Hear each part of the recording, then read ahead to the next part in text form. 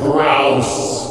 Now imagine Mary Poppins with W.C. Fields' nose, a fang-like front tooth, and earlobes big enough to land a 747 on, and you have Nanny McPhee, the magical babysitter who shows up only when you need her, but not when you want her. She teaches each of her families 5 lessons, and with each lesson learned, one of her facial markings disappears until she ends up looking like Emma Thompson, who also wrote and produced the film, by the time the end credits roll. Now, set in wartime Britain, Nanny McPhee Returns revolves around Isabel Green, played by Maggie Gyllenhaal, a young mother of 3 trying to raise her kids and run the family farm while her husband is off at war. She's also trying to keep the farm out of the hands of her scheming brother-in-law, played by Rhys Ifans, who will stop at nothing to convince her to sign over her half of the land so that he can pay off some gambling debts. Add to the mix 2 snotty cousins from London, some acrobatic pigs, an unexploded German bomb, and you have a family primed for spinster Nanny McPhee's unique brand of caregiving.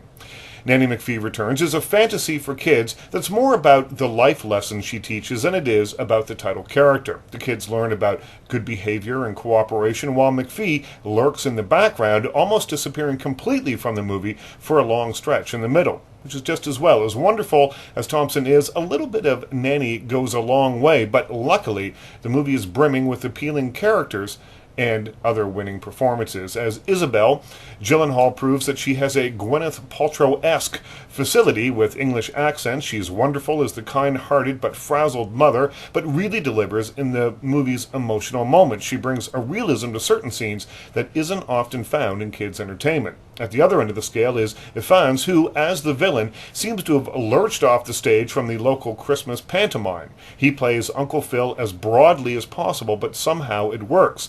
The subtlety and nuance of his recent work in movies like Greenberg is absent, replaced with a delicious sense of fun. If this was a live show, the audience would boo every time you stepped on stage. The real draw, however, is the kids. As Cyril, a pompous little twit who learns to be, well, less of a pompous little twit, Eros Vlahos is a mini Benny Hill in the making, with great comic timing and a way with a line. The other kids, Oscar Steer, Asa Butterfield, Lil Woods, and Rose Taylor Ritson, more than capably hold the screen, playing against Oscar winners and heavyweights like Ray Fiennes and Maggie Smith. Now, even though Nanny McPhee Returns goes a little CGI silly near the end, it is a crowd-pleasing mix of gentle humor, fantasy, check out those pigs as they take a page from the Esther Williams playbook, and it's a lot of family fun.